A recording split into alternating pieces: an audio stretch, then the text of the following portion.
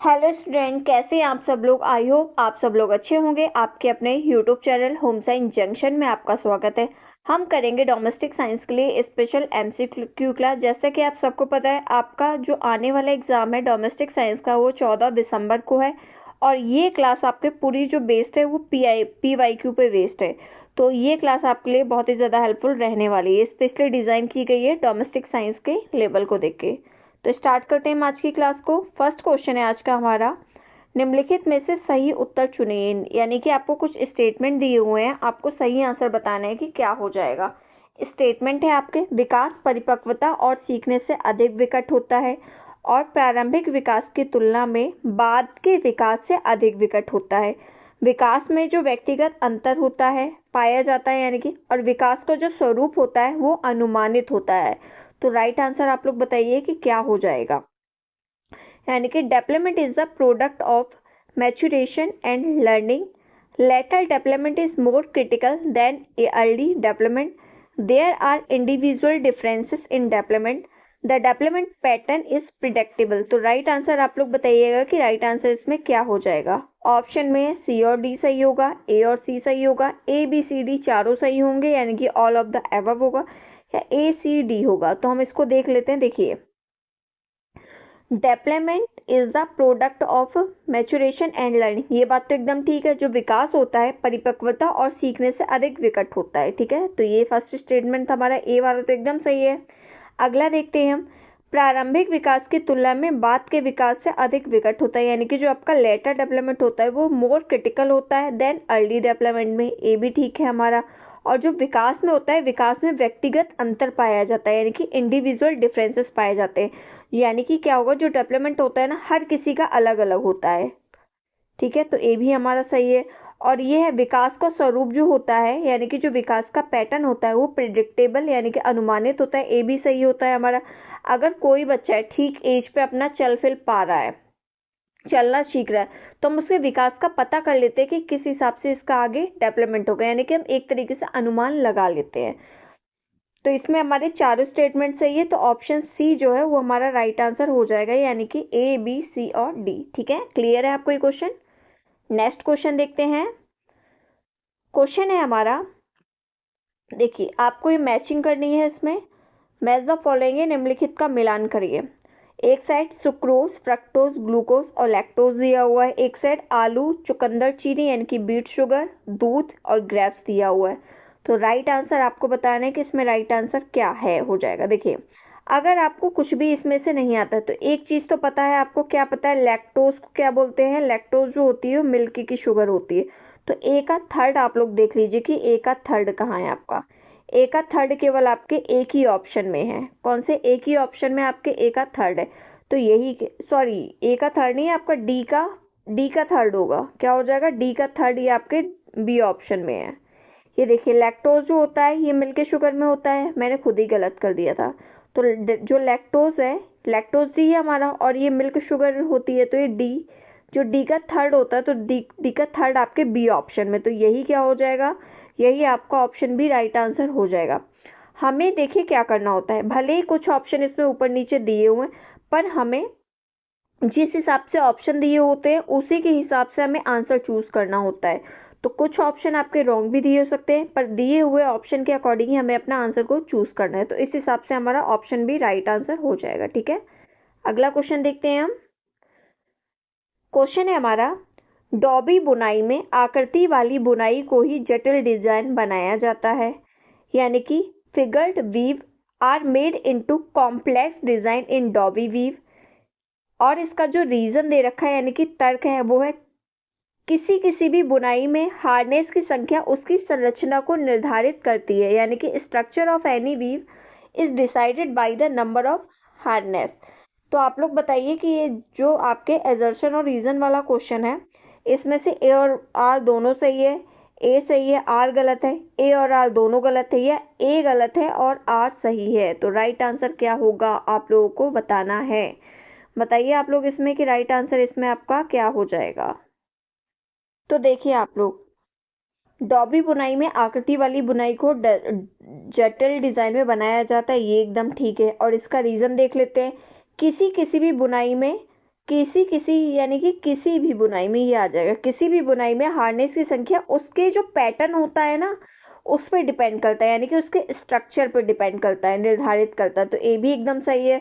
तो ए और आर हमारा दोनों कैसे है, ट्रू है। तो ए और आर दोनों सही है, ऑप्शन ए के साथ हम चले जाएंगे। ठीक है, नेक्स्ट क्वेश्चन देखते हैं हम अपना। क्वेश्चन है हमारा, सहायक सामग्री जिसे कपड़ों की दोनों परतों के बीच उपयोग कर सिलकर या फ्यूज करके परिधान के घटकों को वांछित आकार में बनाए रखने के लिए उपयोग में आता है उसे क्या कहते हैं, आपको ये बताना है। यानी कि accessory that is used between the two layers of fabric by swing और fusing to keep the component of garment in desirable shape is called, क्या कहेंगे इसको, इंटरफेसिंग कहेंगे, इंटरलाइनिंग कहेंगे, इंटरग्रेटेड टैग कहेंगे, इंटरलॉकिंग के नाम से जानेंगे। तो आप लोग बताइए इसमें कि राइट आंसर आपका क्या हो जाएगा। देखिए क्या है, ऐसी कौन सी सहायक सामग्री है जिसमें कपड़ों की दो परत के बीच में सिलकर उपयोग किया जा रहा है।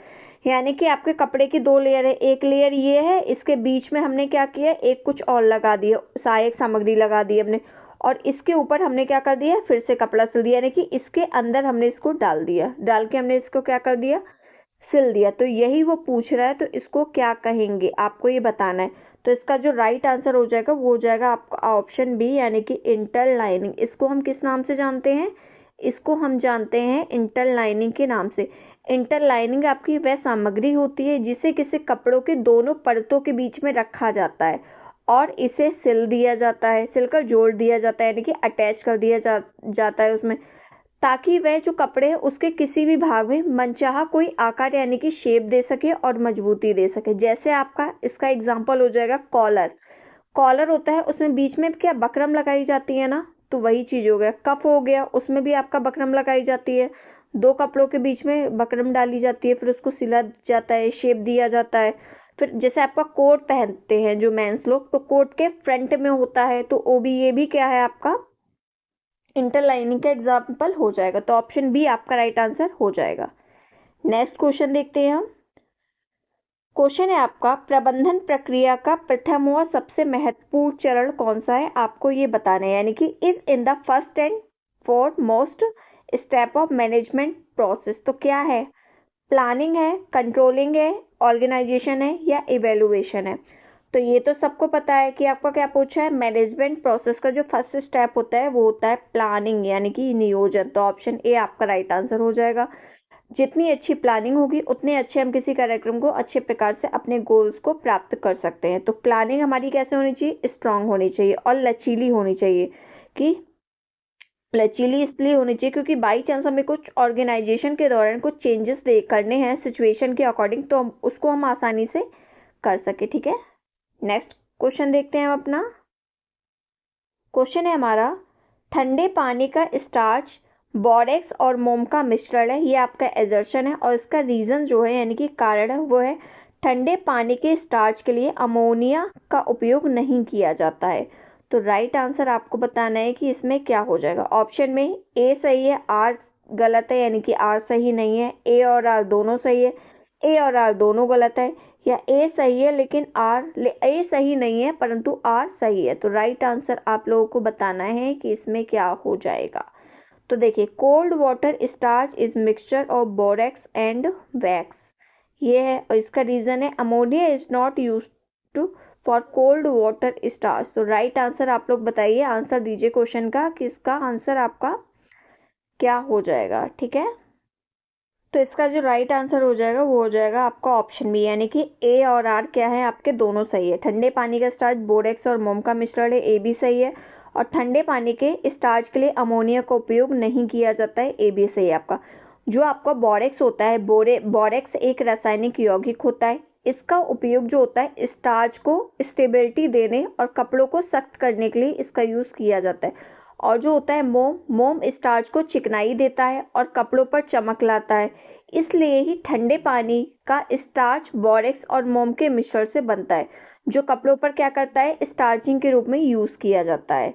और जो आपका ठंडे पानी के स्टार्च के लिए अमोनिया का उपयोग नहीं किया जाता है, क्यों, क्योंकि अमोनिया का जो उपयोग होता है ना वो गर्म पानी वाले स्टार्च या कोई भी और केमिकल मिश्रण में किया जाएगा, लेकिन साधारण ठंडे पानी में स्टार्च का यूज नहीं किया जाता, इसलिए आपका ये दोनों करेक्ट आंसर है। ठीक है, क्लियर है आपको ये। अगला क्वेश्चन देखते हैं हम। क्वेश्चन है आपका, बुने हुए कपड़े में ऑर्लॉन फाइबर की कितनी मात्रा की आवश्यकता होती है, आपको ये बताना है। ऑप्शन में है 75%, 50%, 25% एंड 85%। तो राइट आंसर आप लोग दीजिए कि क्या हो जाएगा। How much presence of Orlon fiber is required in netted fabric. तो क्या हो जाएगा आपका राइट आंसर, इसमें आप लोग आंसर अपना बताइए।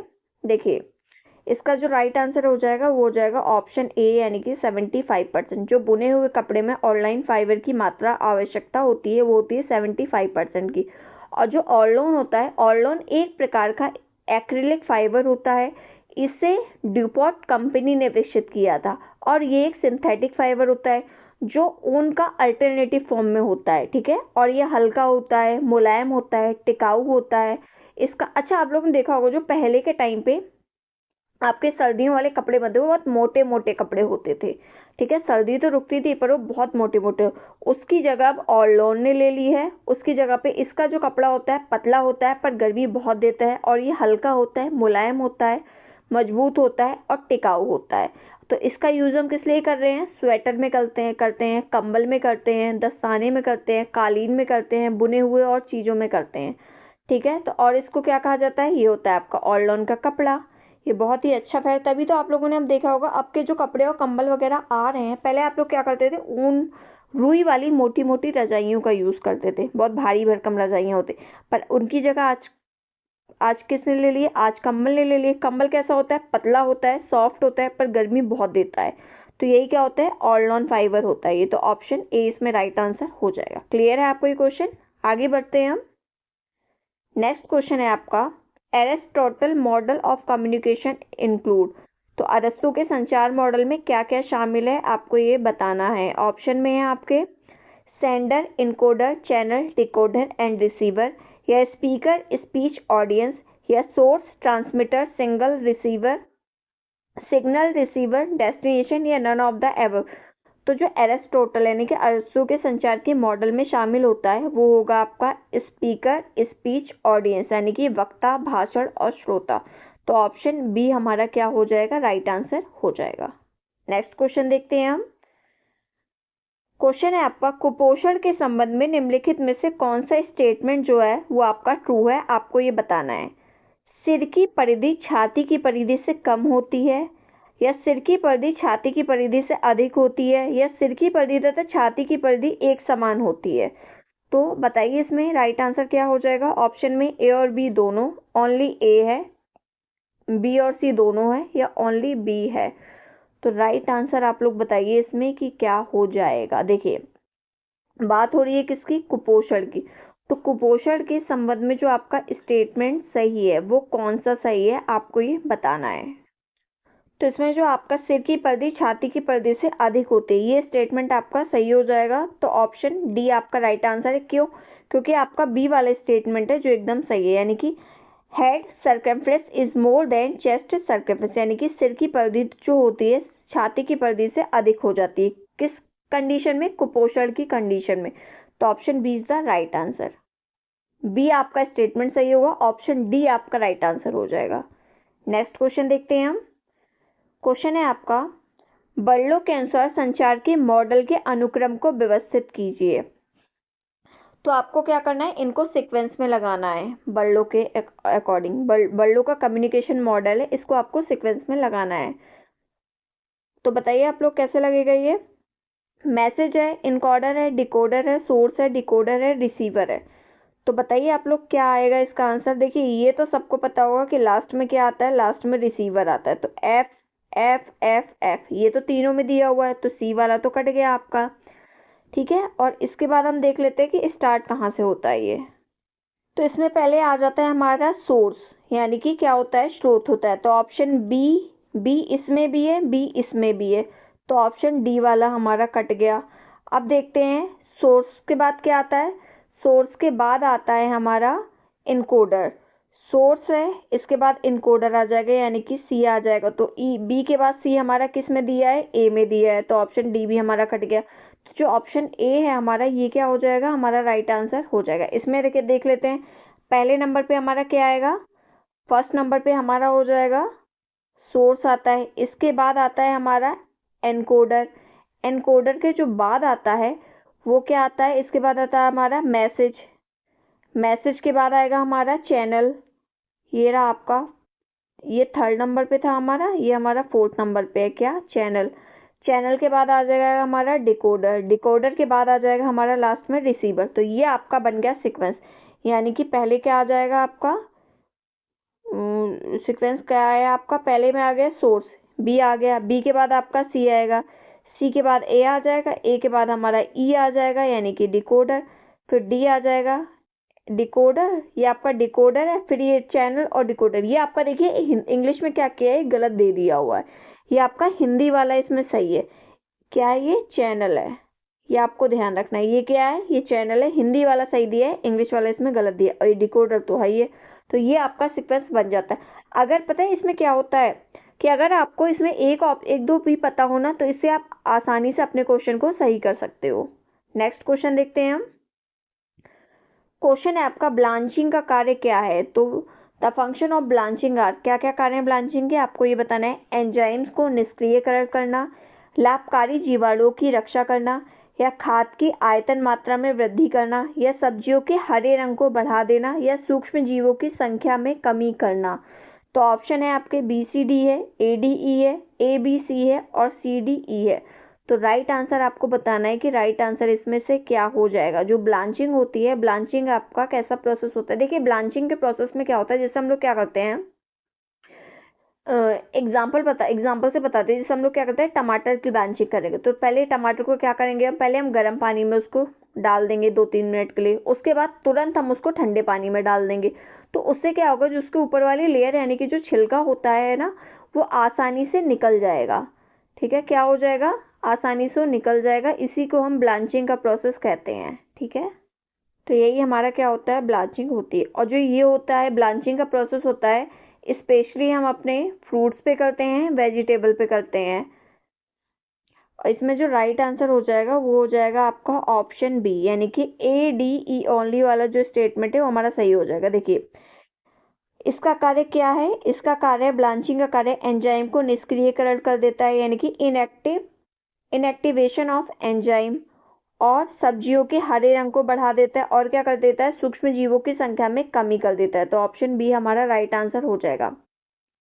एंजाइम की निष्क्रियता कैसे करता है, ब्लांचिंग जो होता है एंजाइम को निष्क्रिय कर देता है, यानी कि एक्टिव फॉर्म से इनएक्टिव फॉर्म में कर देता है, जिससे क्या होता है, बैक्टीरिया इनएक्टिव फॉर्म में आते हैं तो मर जाते हैं और पनपते नहीं है जल्दी।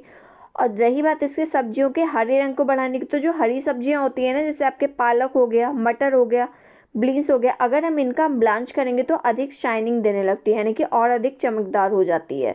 और इसी तरह सूक्ष्म जीवों की संख्या में अगर कमी होगी तो गर्म पानी या भाप में डुबोने से जो फल और सब्जियां होती है ना, उनकी सतह पर जो भी मौजूद बैक्टीरिया होते हैं ना, वो क्या हो जाते हैं, नष्ट हो जाते हैं। तो क्लियर है आपको ये।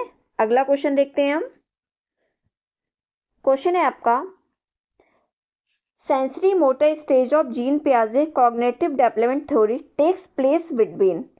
तो जीन पियाजे के संज्ञानात्मक विकास के सिद्धांत के संवेदी गामक या संवेदी पेशी अवस्था कौन सी होती है, आपको ये बतानी है। जन्म से 12 महीने तक की होती है, जन्म से 24 महीने तक की होती है, 7 से 11 वर्ष की होती है, या 1 से 7 वर्ष की होती है। तो इसमें जो राइट आंसर हो जाएगा वो हो जाएगा आपका ऑप्शन बी, यानी कि कब तक होती है, जन्म से 24 महीने तक की, या इसको हम 0 से 2 ईयर्स भी बोल सकते हैं, 0 to 2 ईयर्स। तो ये कौन सी होती है, प्याजे की जो आपके सेंसरी मोटर स्टेज होती है उसका टाइम पीरियड यही होता है। यहाँ पर बच्चा क्या करता है, अपने सेंसरी ऑर्गन्स के माध्यम से सीखता है, एनवायरनमेंट में आकर चीजों को सीखता है, किससे, सेंसरी ऑर्गन के माध्यम से, इसीलिए इसको संवेदी गामक सिद्धांत या अवस्था के नाम से जाना जाता है। नेक्स्ट क्वेश्चन देखते हैं हम। क्वेश्चन है हमारा, कपास और लिनन में कौन सी विधि चमक और कोमलता बढ़ाती है, ये आपको बताना है।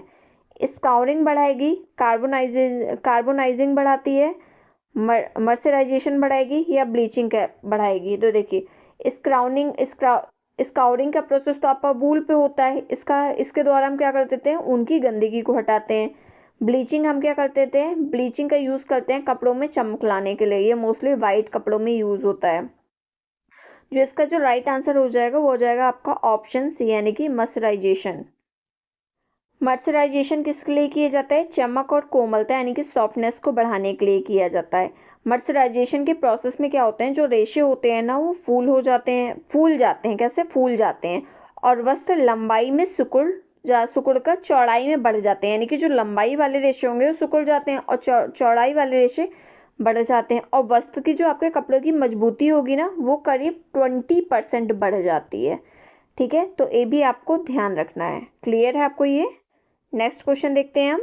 इसमें एक चीज और इम्पोर्टेंट फैक्ट बता देती हूँ मैं, जो आपको मर्सराइजेशन है ना, इस प्रोसेस को जो आविष्कार है वो 1844 में हुआ था, और इसका आविष्कार किया था इंग्लैंड के निवासी जॉन मार्शल ने। ठीक है, जॉन मार्शल ने किसका आविष्कार किया, मर्सराइजेशन का आविष्कार किया। कब किया था, 1844 में किया वो था। और जो जॉन मार्शल है ये आपके इंग्लैंड के रहने वाले हैं। क्लियर है आपको ये क्वेश्चन? आगे बढ़ते हैं हम।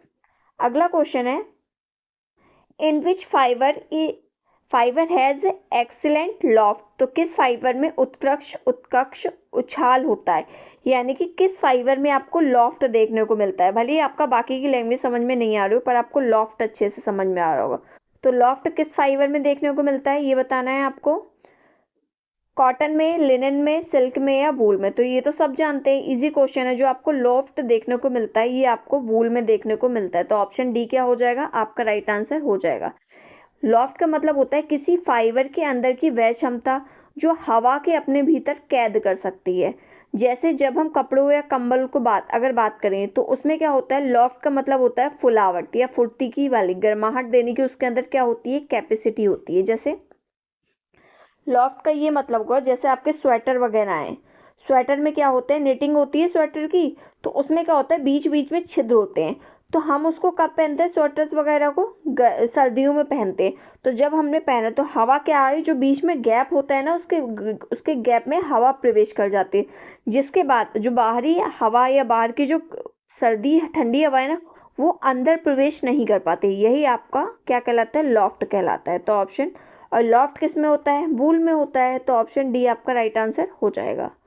नेक्स्ट क्वेश्चन देखते हैं हम। क्वेश्चन है आपका, इसके मैंने जो दूसरे वाले आपके ऑप्शन थे ना वो नहीं रखे हैं, केवल मैचिंग वाला रख दिया है बस, क्योंकि बहुत ज्यादा लंबा जा रहा था इस वजह से। तो इसमें आपके दिया हुआ है थ्रोट प्लेट है, फीड डॉग है, प्रेशर फुट है, स्टॉप मोशन स्क्रू है।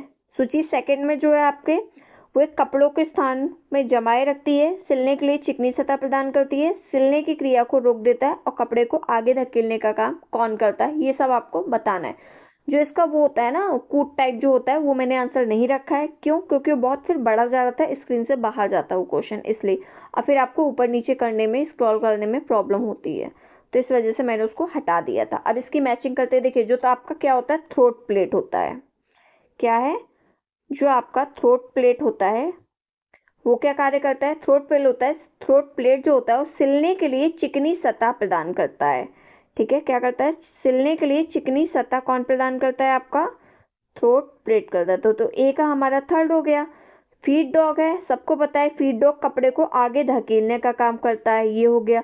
प्रेशर फुट आपका क्या कार्य करता है, प्रेशर फुट कपड़े को एक स्थान में जमाए रखने का कार्य करता है, तो प्रेशर फुट हमारा मिल गया इससे। और बचा हमारा स्टॉप मोशन स्क्रू, ये क्या करता है, सिलने के लिए चिकनी सतह प्रदान करता है। ठीक है, ये आपका कुछ गड़बड़ हो गया है, देखिए इसको मैं दोबारा बता देती हूँ। जो थ्रोट प्लेट है ये क्या कार्य करता है, ये कार्य करता है आपके सिलने के लिए चिकनी सतह प्रदान करता है। ठीक है, यानी कि आपका ये थर्ड हो जाएगा। और फीड डॉग आपका क्या कार्य करता है, कपड़े को आगे धकेलने का काम करता है। प्रेशर फुट आपका क्या काम करता है, प्रेशर फुट आपका काम करता है कपड़े को एक स्थान पर जमाए रखने का कार्य। और बचा आपका स्टॉप मोशन स्क्रू, ये कार्य करता है, क्या कार्य करता है, सिलने की क्रिया को रोक देता है। तो ये आपका सही है। अगर इसमें हम ऑप्शन मिलाएं तो हमारा क्या हो जाएगा, ए का हो जाएगा हमारा क्या, ए का हमारा हो जाएगा सेकंड, बी का हमारा क्या जा रहा है, देखिए बी हमारा किस में जा रहा है, बी हमारा जा रहा है किसमें, फोर्थ में। फिर इसके बाद सी हमारा जा रहा है फर्स्ट में एंड डी हमारा जा रहा है थर्ड में। ठीक है, तो ये हो गया आपका राइट आंसर। क्लियर है आपको ये? अगला क्वेश्चन देखते हैं हम। क्वेश्चन है आपका, निम्नलिखित में से कौन से खाद्य पदार्थों में ग्लूटेन नहीं होता है और सिलिएक रोग से पीड़ित मरीजों को इसका उपयोग करने की छूट होती है? तो राइट आंसर बताना है क्या हो जाएगा, यहाँ ग्लूटेन नहीं होता है। ठीक है, ऑप्शन में गेहूं का आटा, चावल का आटा, चने का आटा, मक्के का आटा। देखिए ये तो सबको पता है कि गेहूं में आपका ग्लूटेन पाया जाता है। अगर आपको उसके अलावा अगर ए भी नहीं पता हो, कुछ भी नहीं पता हो, तो आप आराम से ऑप्शन लगा दे सकते हो। गेहूं का आटा, सब में 3-3 ऑप्शन दे रखे हैं, तो गेहूं का आटा सबको पता है, तो गेहूं वाला आटा वाला आप हटा दो, यानी कि जहां ऑप्शन ए नहीं होगा वो आपका राइट आंसर हो जाएगा। ऑप्शन ए आपका सी वाले में नहीं है, तो ऑप्शन सी आपका राइट आंसर हो जाएगा। यानी कि चावल का आटा, चने का आटा और मक्के में आटे में क्या होता है, ग्लूटेन नहीं होता है, बल्कि गेहूं के आटे में आपके ग्लूटेन पाया जाता है। तो ऑप्शन क्या हो जाएगा, ऑप्शन सी जो होगा वो हमारा राइट आंसर हो जाएगा। क्लियर है? पता है इस तरीके से आप अपने, अगर क्वेश्चन कोई नहीं आता है ना, तब भी आप उसके आंसर को ऐसे ठीक कर सकते हैं। इन क्वेश्चन की यही एक बेनिफिट होता है। और स्टूडेंट क्या करते हैं, लंबे लंबे क्वेश्चन देख के बहुत ज्यादा हाइपर हो जाते हैं कि इतना बड़ा क्वेश्चन हम कैसे करेंगे, बल्कि ऐसा नहीं है, ये क्वेश्चन आपके ईजी होते हैं। अगर आपको कोई भी एक चीज पता है ना, तो आप आराम से चीजों को कर सकते हो। और जो आपका सिलिएक रोग होता है वो होता है आपका ऑटो इम्यून विकार होता है। ठीक है, इसमें जो आपकी बॉडी होती है ग्लूटेन का पाचन नहीं कर पाती है। नेक्स्ट क्वेश्चन देखते हैं हम। अगेन आपका मैचिंग वाला क्वेश्चन है, तो हम इसका डायरेक्ट मैचिंग ही करेंगे। इसमें आपको साइज बताना है कि फ्लैश कार्ड हो गया, पैनल ग्राफ हो गया, पोस्टर हो गया, सिंगल फ्रेम फिल्म स्ट्रिप हो गया। तो इसका जो आपका साइज होता है ना, ये साइज कितना होता है, इससे आपका क्वेश्चन पूछा हुआ है। तो इसका साइज आपको बताना है। तो राइट आंसर आप लोग लगाइए कि राइट आंसर इसमें क्या हो जाएगा आपका। तो इसमें जो देखिए फ्लैश कार्ड होता है, जो फ्लैश कार्ड का आपका साइज होता है वो होता है आपका 20-30, 20-30 होता है। यानी कि ए का हो गया आपका थर्ड, ऊपर भी लगा देते हैं। फ्लैश कार्ड का साइज होता है आपका 20x30। पैनल ग्राफ का साइज होता है आपका 30x40। तो फिर पैनल ग्राफ का क्या हो जाएगा, 20 पैनल ग्राफ का होगा 30x40। तो ये रहा आपका 30x40। इसी तरह पोस्टर का जो साइज होता है वो होता है 20x30।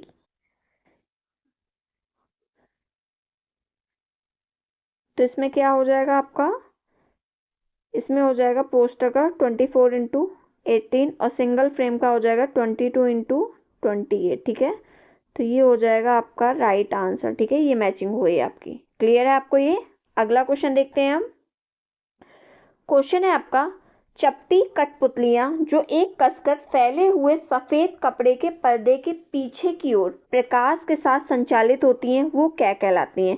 यानी कि flat puppet which are operated against the rear of a tightly stretch white cloth screen with light behind is called. तो हम क्या कहेंगे इसको, स्प्रिंग कठपुतली कहेंगे, रॉड कठपुतली कहेंगे, ग्लस कठपुतली कहेंगे, या शैडो कठपुतली कहेंगे?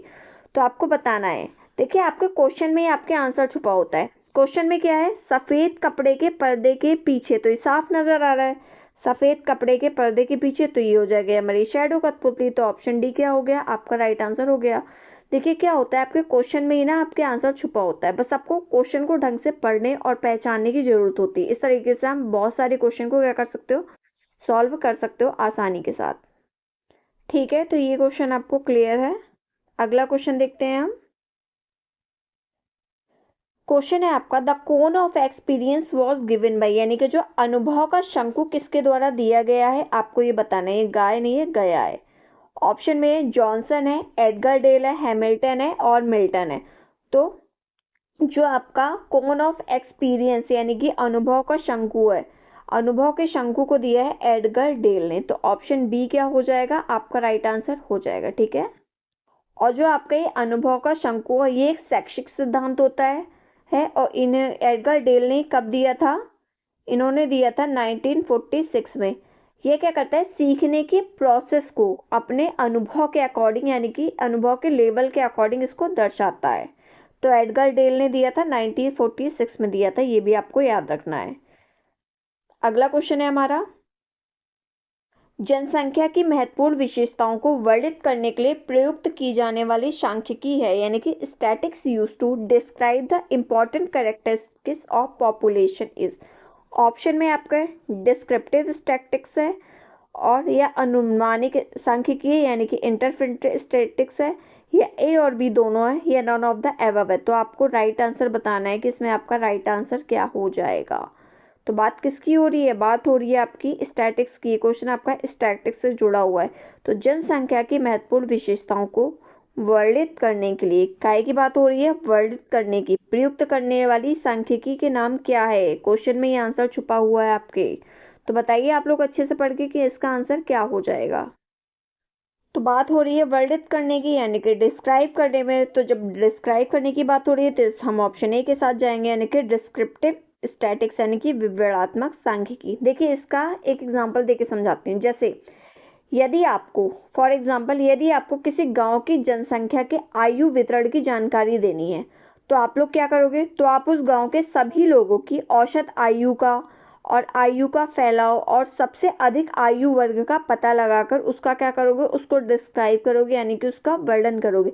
हर एज ग्रुप का पता लगाओगे, उसके फैलाव के बारे में बात करोगे। तो यही सब क्या करोगे आप? डिस्क्रिप्टिव तरीके से करोगे। तो यही आपका हो जाएगा यानी कि विवरणात्मक सांख्यिकी। ठीक है, नेक्स्ट क्वेश्चन देखते हैं हम अपना। क्वेश्चन है आपका, भारत सरकार ने कब नई दिल्ली में राष्ट्रीय किशोर स्वास्थ्य कार्यक्रम यानी कि RKSK को प्रारंभ किया था? तो RKSK की फुल फॉर्म भी एग्जाम में पूछी जा सकती है। इसका फुल फॉर्म होती है राष्ट्रीय किशोर स्वास्थ्य कार्यक्रम, ये आपको ध्यान रखना है। तो इसको कब प्रारंभ किया है आपको ये बताना है। 8 जनवरी 2000 को, 7 जनवरी 2014 को, 8 अप्रैल 1993 को, या 2 अक्टूबर 1975 को। तो 2 अक्टूबर 1975 को तो आपका ICDS आया था। ठीक है, कहा आया था? ICDS आया था आपका। तो ये बताना है आपको कि आपका जो RKSK ये कब आया था। जो आपका RKSK ये आया था आपका कब? 7 जनवरी 2014 को। तो ऑप्शन बी आपका क्या हो जाएगा? राइट आंसर हो जाएगा। और ये जो चलाया गया था ये भारत सरकार के द्वारा स्वास्थ्य एवं परिवार कल्याण मंत्रालय के द्वारा चलाया गया था। इसमें क्या था? यह कार्यक्रम जो था वो किशोर यानी कि 10 से 19 वर्ष तक के लिए लड़के और लड़कियों के हेल्थ के लिए कल्याण की भावना को ध्यान में रखकर ये प्रोग्राम चलाया गया था। और जो आपका RKSK प्रोग्राम था यानी कि आपका राष्ट्रीय किशोर स्वास्थ्य कार्यक्रम, ये न किशोरों के लिए स्वास्थ्य को बेहतर बनाने के लिए था बल्कि उनका शारीरिक, मानसिक, सामाजिक और इमोशनली विकास करना था, यानी कि भावनात्मक विकास करना। उन्हें एक स्वस्थ व जागरूक नागरिक बनाने की दिशा में एक बड़ा कदम उठाया गया था। ठीक है, क्लियर है आपको ये? अगला क्वेश्चन देखते हैं हम। अगेन आपका कैसा है? लिस्ट 1 से लिस्ट 2 को मैच करने वाला क्वेश्चन है। देखिए इसमें दिया भी हुआ है, तो मैं इसको थोड़ा ऊपर कर देती हूँ तो आपको विजिबल हो जाएगा। ये आपके कुछ टूल दिए गए हैं, इसके कैरेक्टरिस्टिक्स दिए हुए हैं। ठीक है, तो मैं इसको ऐसा कर देती हूँ। तो आपको बताना है, पहले में है आपके एक साइड उपकरण है, एक साइड विशेषताएं हैं। तो आपको ये बताना है कि किस उपकरण की विशेषताएं कौन सी है। संगठन चार्ट है आपके, कार्य निर्देशन है, कार्य अनुसूची है यानी कि जॉब एनालिसिस है, स्टैंडर्ड कॉस्टिंग शीट है, और उतार चढ़ाव की पहचान है, ग्राहक मांग पैटर्न है, गतिविधि प्राधिकरण संबंध दिया हुआ है, सही कर्मचारी का चयन है, और समस्या क्षेत्र की पहचान भी है। तो बताइए आप लोग इसमें कैसे मैच करेंगे आप लोग इसका। तो देखिए आप लोग का क्या हो जाएगा। देखिए जो आपका ऑर्गेनाइजेशन चार्ट होता है, तो ऑर्गेनाइजेशन चार्ट क्या आपका क्या कर देता है, यानी कि संगठन चार्ट क्या होता है? गतिविधि प्राधिकरण संबंध बताता है। तो ए हो जाएगा आपका थर्ड से। तो ए का थर्ड आपका किस में जा रहा है बताइए आप लोग। ये तो आपका केवल ए वाले ऑप्शन में जा रहा है, तो ए वाला ऑप्शन आपका क्या हो जाएगा? राइट आंसर हो जाएगा। इसको हम मैच कर लेते हैं। देखिए जो संगठन चार्ट है इसका हो जाएगा गतिविधि प्राधिकरण संबंध, यानी कि ऑर्गेनाइजेशन चार्ट का क्या हो जाएगा? Activity authority relationship. तो ए का हमारा थर्ड हो गया। फिर है कार्य विनिर्देशन, कार्य विनिर्देशन से होगा सही कर्मचारी का चयन। ठीक है, यानी कि जॉब स्पेसिफिकेशन का क्या हो जाएगा? Selection of right employ. ठीक है, समझ में आ रहा है? मैं इसको थोड़ा और सही से बता देती हूँ। फिर आता है आपका थर्ड कार्य अनुसूची।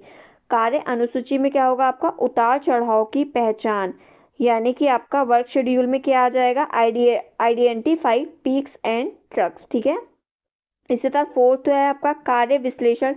कार्य विश्लेषण का मतलब क्या होगा समस्या क्षेत्र की पहचान, तो ये हो जाएगा, यानी कि आपका जॉब एनालिसिस क्या हो जाएगा आपके प्रॉब्लम एरिया आइडेंटिफिकेशन। ठीक है, इसी तरह मानक लागत पत्र, ये क्या हो जाएगा, ये हो जाएगा आपका ग्राहक मांग पैटर्न। तो स्टैंडर्ड कॉस्टिंग शीट किससे जाएगी, कस्टमर डिमांड पैटर्न पे जाएगी, तो ये है आपका सही। ठीक है, मैचिंग। नेक्स्ट क्वेश्चन देखते हैं आपके। अगेन आपको फिर से ऐसा वाला क्वेश्चन है, तो कुछ आपके साइन दिए हुए हैं, यानी कि प्रतीक सिंबल दिए हुए हैं, तो आपको ये बताना है कौन सा सिंबल आपका किसका होता है। ठीक है, तो आप लोग बताइए, इसमें से मैच करिए कि क्या हो जाएगा आपका। मीडियम का सिंबल है, योग का सिंबल है आपका मीडियम, सम, मीन, काई स्क्वायर जिसको हम बोलते हैं, तो उसका सिंबल तो आपको मैच करना है कि कौन सा सिंबल आपका किसका है। तो राइट आंसर क्या हो जाएगा आपका, बताइए आप लोग। तो इसमें जो राइट आंसर हो जाएगा वो हो जाएगा आपका ऑप्शन ए। अब देख लेते हैं, जो आपका एमडी होता है, एमडी से हम किसको दर्शाते हैं, एमडी से हम मीडियम को दर्शाते हैं। ठीक है, तो ये हो गया हमारा मीडियम। सिग्मा बोलते हैं इसको हम, सिग्मा को हम किससे दर्शाते हैं, योग से दर्शाते हैं, यानी कि सम ऑफ से, तो ये हो गया आपका सिग्मा मतलब योग। इसी तरीके से x2 यानी कि एक्स स्क्वायर को हम दर्शाते हैं काई स्क्वायर से। ठीक है, इसी तरह एक्स बार को हम क्या दर्शाते हैं, एक्स बार को हम माध्य से दर्शाते हैं, यानी कि मीन से, तो एक्स बार हो गया हमारा माध्य। ठीक है, क्लियर है आपको ये। नेक्स्ट क्वेश्चन देखते हैं हम। अगला क्वेश्चन है आपका, पहचाने कि लोहे के अवशोषण को प्रभावित करने के लिए कौन सा स्टेटमेंट सही है, आपको ये बताना है। ऑप्शन में है फाइटेट्स और ऑक्सिलेट, या आपका गैस्ट्रिक गतिशीलता में वृद्धि, या अम्लता में वृद्धि यानी कि इंक्रीज एसिडिटी, या पशु ऊतक प्रोटीन यानी कि एनिमल टिश्यू प्रोटीन। तो राइट आंसर क्या हो जाएगा, राइट आंसर आपको बताना है। ऑप्शन में ए बी सही है, सी डी सही है, केवल सी सही है, या सारे सही हैं, तो राइट आंसर बताइए क्या हो जाएगा आप लोग। तो देखिए, इसमें जो आपका ऑप्शन बी होगा ये सही हो जाएगा, यानी कि केवल सी और डी वाले सही हैं। आयरन के अवशोषण को प्रभावित करने के लिए कौन सा कथन आपका सही है, ये है अम्लता में वृद्धि और पशु ऊतक प्रोटीन, तो ये आपका सही हो जाएगा।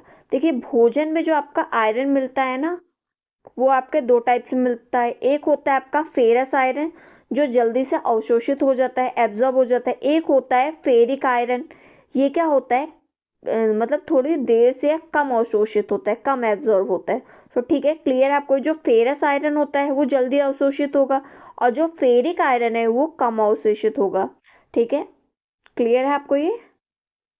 और जो आपका गैस्ट्रिक जूस होता है, यानी कि आपका हाइड्रोक्लोरिक एसिड होगा, ये क्या कार्य करता है, फेरिक आयरन को फेरस आयरन में बदलता है। ठीक है, और फेरिक आयरन को अच्छी तरह से बदल देता है, किसमें, फेरिक आयरन को फेरस आयरन में चेंज कर देता है, और फेरस आयरन को शरीर में अच्छी तरह अवशोषित कर देता है। इसलिए पेट की अम्लता बढ़ने से आयरन का अवशोषण क्या होता है, अच्छा होता है। इसी तरह अगर हम पशु प्रोटीन, आहार प्रोटीन देखें, तो यानी कि एनिमल टिश्यू प्रोटीन की बात करें, तो इसमें मांस, मछली, अंडा जैसे खाद्य पदार्थ पाए जाते हैं, इसको हम हीम आयरन भी बोलते हैं। जो हीम आयरन होती है वो इसमें जो इसका बायोलॉजिकल यूनिट होती है काफी अच्छी होती है, इसलिए ये लोहे के अवशोषण को प्रभावित कर देती है। क्लियर है आपको ये क्वेश्चन। तो इसमें हमारा सी और डी जो है वो हमारा सही आ जाएगा। नेक्स्ट क्वेश्चन देखते हैं हम। अगेन मैचिंग है क्वेश्चन में, तो आपको सही विकल्प चुनना है। लीगन्स है, एसमेंजर है, राष्ट्रीय कृषि आयोग है, एंड हसीनुल्लाह है। और एक साइड आपकी क्या दिए हुए है, ईयर दिए हुए है, तो आपको बताना है इसको कौन सा मैच होगा इसमें। तो आप लोग बताइए कौन सा इसमें मैच हो जाएगा, आंसर क्या होगा। आप लोग एक बार देख लीजिए अच्छे से, फिर आप लोग क्वेश्चन का इसका आंसर बताइए। एक इंपॉर्टेंट क्वेश्चन है और इसी टाइप के आपके क्वेश्चन एग्जाम में बनते हैं। और इससे पता है, जो आपके वन लाइनर क्वेश्चन होते हैं, इस क्वेश्चन से आपके 4 वन लाइनर क्वेश्चन मतलब सही हो रहे हैं। आप लोग इस तरीके से इसका मतलब पता कर सकते हैं। देखिए, जो लीगन्स है ना, लीगन्स 1961, लीगन्स का मैच होगा 1961 से। इसी तरह एसमिंजर, एसमिंजर का कब से होगा, एस मिंजर का होगा हमारा 1957 से। तो ए का थर्ड कहाँ है? देखिए ए का थर्ड है हमारा कौन से ऑप्शन में? डी ऑप्शन में। तो एक ही ऑप्शन है हमारा जिसमें ए का थर्ड है, तो ऑप्शन डी हमारा राइट आंसर हो गया। इसी तरह आपका राष्ट्रीय कृषि आयोग, इसको हम मैच करेंगे किससे? 1995 में आया था। और हसनुल्लाह का मैच करेंगे किससे?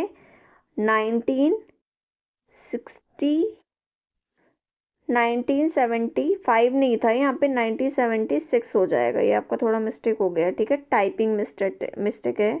तो 1976 है। देखिए ऊपर सही है, नीचे गड़बड़ है, ठीक है। तो ये क्या है आपका? 1976 है। तो क्लियर है आपको ये क्वेश्चन? तो ऑप्शन डी क्या हो जाएगा आपका राइट आंसर हो जाएगा। अगला क्वेश्चन देखते हैं हम।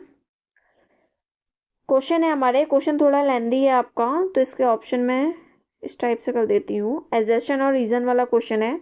क्वेश्चन है आपका, the goal of every food service establish to make profits, यानी कि प्रत्येक खाद्य सेवा प्रतिष्ठान का लक्ष्य लाभ कमाना होता है, ठीक है। ये स्टेटमेंट सही है रॉन्ग है ये आपको बताना है। इसी तरह इसका रीजन दिया हुआ है, यदि भोजन के उत्पादन और सेवा के लिए आवश्यक अन्य संसाधनों को प्राप्त करने के लिए धन का निवेश किया जाए और खर्च किया जाए तो लक्ष्य प्राप्त किया जा सकता है, यानी कि goal can be achieved if money will be invested and spend in order to acquire the other resources necessary for the production and services of food. तो कौन से सही होंगे? आपके दोनों सही होंगे, दोनों गलत होंगे। ए सही है, आर गलत है, आर सही है, ए गलत है। सही व्याख्या करता है या नहीं करता है? तो इसके ऑप्शन इसी टाइप के होते हैं। तो आप लोग बताइए कि इसमें क्या हो जाएगा आपका राइट आंसर। देखिए इसका जो राइट आंसर हो जाएगा ना वो क्या हो जाएगा? देखिए प्रत्येक खाद्य सेवा प्रतिष्ठान का लक्ष्य लाभ कमाना होता है, ये तो एकदम ठीक है। इसी तरह यदि भोजन के उत्पादन और सेवा के लिए आवश्यक अन्य संसाधनों को प्राप्त करने के लिए धन का निवेश किया जाएगा और खर्च किया जाएगा तो लक्ष्य प्राप्त ऑटोमेटिक हो जाएगा। तो ए भी सही है। तो ऑप्शन बी हमारा क्या हो जाएगा? राइट आंसर हो जाएगा, यानी कि क्या हो जाएगा? ए और आर दोनों सही है और आर एक की व्याख्या करता है। क्लियर है आपको ये क्वेश्चन? अगला क्वेश्चन देखते हैं हम। क्वेश्चन है आपका, काई स्क्वायर टेस्ट का यूज कब किया जाता है ये बताना है आपको। जब आंकड़े आवर्ती में होते हैं और या जब तुलना के लिए सिर्फ दो समूह होते हैं और जब तुलना के लिए तीन या अधिक समूह हो या जब आंकड़ों की शुद्धता की जांच करनी हो। तो कब हम करेंगे किसका? काई स्क्वायर टेस्ट का। तो काई स्क्वायर टेस्ट का यूज हम करते हैं जब आंकड़े हमारे आवृत्ति में होते हैं, यानी कि when the data is in frequency, ठीक है, तब हम किसका यूज करते हैं? काई स्क्वायर का टेस्ट करते हैं। और जो आपका काई स्क्वायर टेस्ट होता है ये आपका एक स्टैटिकल टेस्ट होता है। इसका यूज जो हम करते हैं वो ये पता लगाने के लिए करते हैं कि दो या दो से अधिक समूहों के बीच कोई संबंध या अंतर है या नहीं है। ये इसके लिए क्या किया गया है? विशेष रूप से एक टेस्ट को डिजाइन किया गया है। और यह डेटा के जहां डेटा की एक चीज नोटिस कीजिए आप लोग कि जहां पर क्या होता है डेटा की आवृत्ति के रूप में होता है, ठीक है, यानी कि फ्रीक्वेंसी के रूप में होता है, वहीं पर इसका इस्तेमाल किया जाएगा। अगर डेटा आपका फ्रीक्वेंसी के रूप में नहीं है तो इसका इस्तेमाल हम नहीं करेंगे, ठीक है। जैसे जब हमारे पास डेटा की आवृत्ति हो, श्रेणी में हो, यानी कि कैटेगरी वाइज हो, जैसे पुरुष और महिला की संख्या में विभिन्न रंगों के लोगों की संख्या की कितनी है, काले लोग कितने हैं, गोरे लोग कितने हैं, तो इस टाइप से होता है। तो ये क्या है? ये आपकी कैटेगरी में है, एक आवृत्ति में है। तो इस टाइप का अगर डाटा होता है तो हम काई स्क्वायर का टेस्ट करते हैं। तो ऑप्शन ए इसमें आपका राइट आंसर हो जाएगा।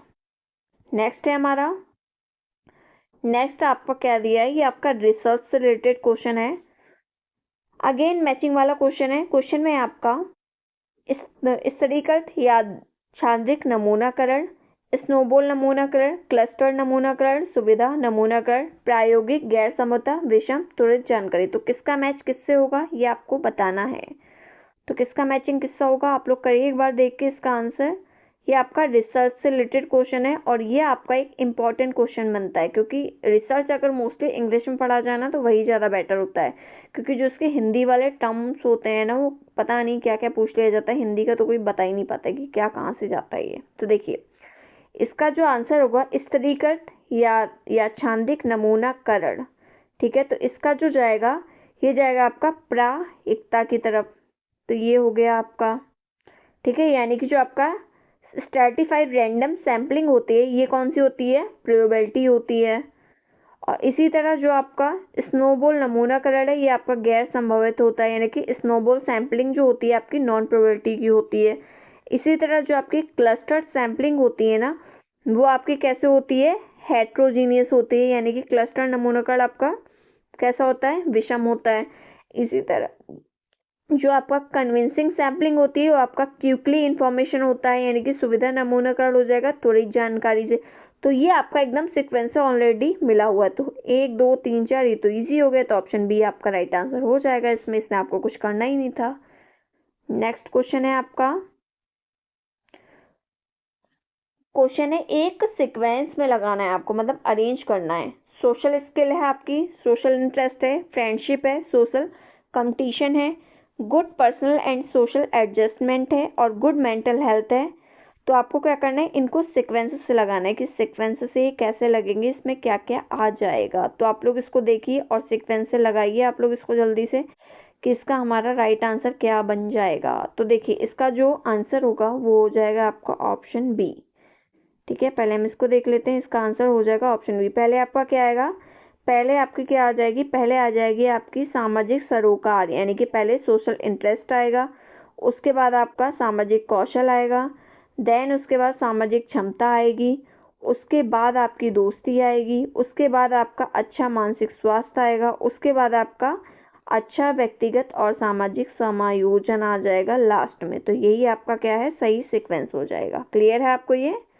आगे देखते हैं हम, आगे हमारे भोजन पकाने की संयोजन विधि का एग्जाम्पल कौन सा है, यानी कि example of combination cooking method is grilling है, सॉर्टिंग है, ब्रेजिंग है या पोचिंग है।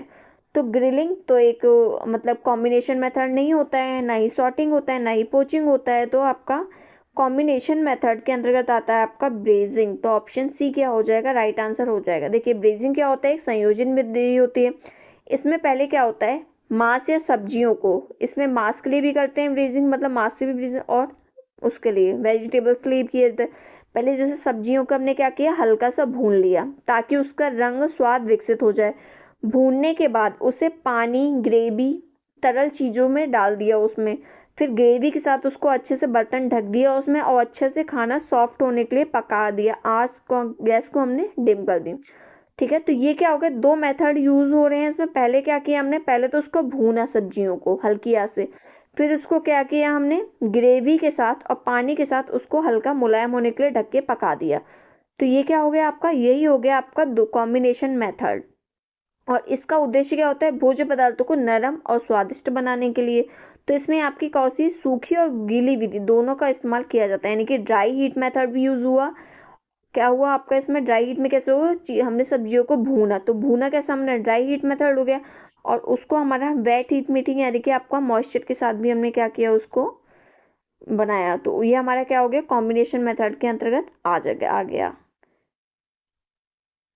तो अब हमारे क्वेश्चन यहीं पे एंड होते हैं। तो आज की क्लास हमारी यहीं एंड होती है। आप लोग अपना कमेंट सेक्शन में जरूर बताइएगा कि आपको क्लास कैसी लगी, आपको क्वेश्चन समझ में आए आज के या नहीं आए। आज जो क्लास थी वो पूरी तरह स्पेशली डिपेंड थी आपके डीएसएसबी डोमेस्टिक साइंस के लिए। तो आप लोग कमेंट सेक्शन में अपना फीडबैक जरूर दीजिएगा कि क्लास कैसी लगी। अगर वीडियो पसंद आई हो तो लाइक और शेयर जरूर कर दीजिएगा। और अगर आपको कोई भी डाउट है किसी क्वेश्चन की रिगार्डिंग तो आप क्या कर सकते हो, क्लास खत्म होने के बाद कमेंट सेक्शन में आप बता सकते हो। नेक्स्ट क्लास में उसको सॉल्यूशन जरूर दिया जाएगा। Thank you so much.